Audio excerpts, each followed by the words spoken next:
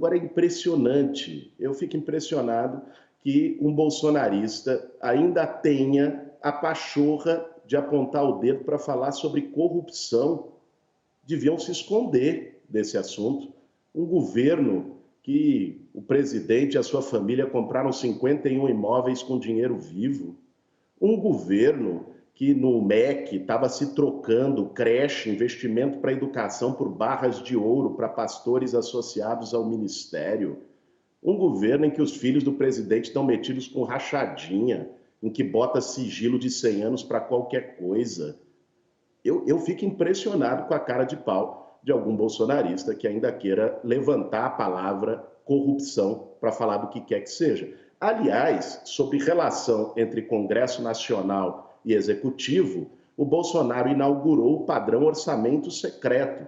Assim ele governou nos últimos anos, e essa é a relação que ele fez com o Centrão: 19 bilhões de reais destinados para emendas secretas, sem transparência, muitas vezes corruptas, com superfaturamento, para fazer obras eleitoreiras nos currais eleitorais de deputados que apoiam o governo. Isso é uma excrescência. Foi essa relação que ele estabeleceu com o Congresso Nacional. O desafio que nós vamos ter, uma vez o Lula eleito, é justamente acabar com o orçamento secreto e reconstruir um modelo de governabilidade com mais equilíbrio institucional no país. Mais de 60% dos eleitores votaram contra o Bolsonaro, contra o pior presidente da nossa história. O Lula teve 6 milhões de votos a mais no país e eu acredito muito que essa vantagem vai se ampliar na votação do segundo turno. Aqui no estado de São Paulo, o deputado mais votado há 4 anos tinha sido o filho do presidente, o Eduardo Bolsonaro.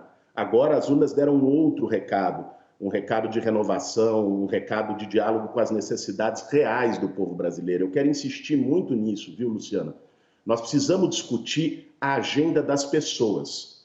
Nós não podemos ficar numa agenda aérea, né, que só interessa para o bolsonarismo semear intolerância, preconceito, ficar discutindo moralismos numa eleição presidencial. Como é que nós vamos combater a fome? Nós precisamos de investimento na agricultura familiar, retomar a Conab, que o Bolsonaro acabou com os estoques reguladores, né? Nós precisamos ter uma política assistencial que recupere o investimento público, que é o menor nos últimos 50 anos no país. Nós precisamos ter obras públicas para geração de emprego e renda, inclusive para estimular o investimento privado, que só vem quando a demanda está aquecida.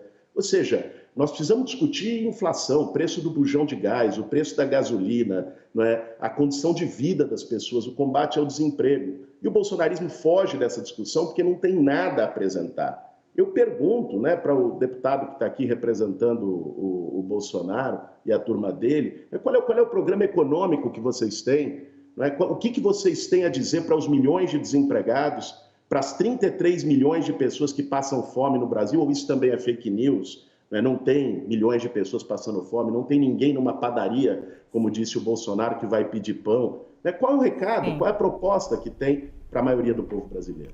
Olha, Luciana, primeiro, esse plano do Bolsonaro, o que não é mentira é aquilo que ele já tem feito e fez o Brasil ter um desempenho econômico pífio nos últimos 4 anos, não é?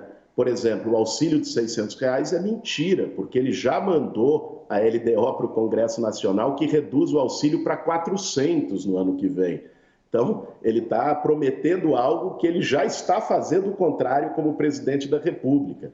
A reforma tributária ele não fez qualquer empenho para aprovar. Sequer a reforma de simplificação, como o IVA, simplificação tributária para desburocratizar, e muito menos a reforma tributária progressiva, que é necessária para o Brasil, reduzindo a proporção de tributação de consumo, que é a que mais afeta os mais pobres e a classe média, e tributando mais altíssimas rendas e patrimônios, como a tributação de lucros e dividendos, que o Brasil é um dos poucos países que não tem.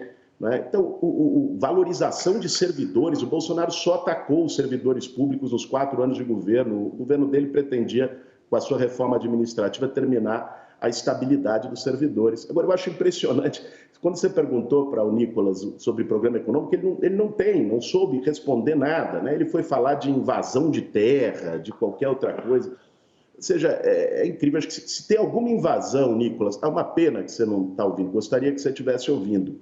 Porque se tem alguma invasão que precisa ser feita nesse país, é a invasão dessa sua cabecinha oca, né? Porque, inclusive, estaria respaldada na Constituição por um cérebro sem muita função social. Porque, francamente, né, você vai discutir uma questão econômica, a agenda econômica do candidato que ele mesmo apoia, e ele não sabe dizer um A, né? Não consegue se posicionar sobre quais as propostas que tem.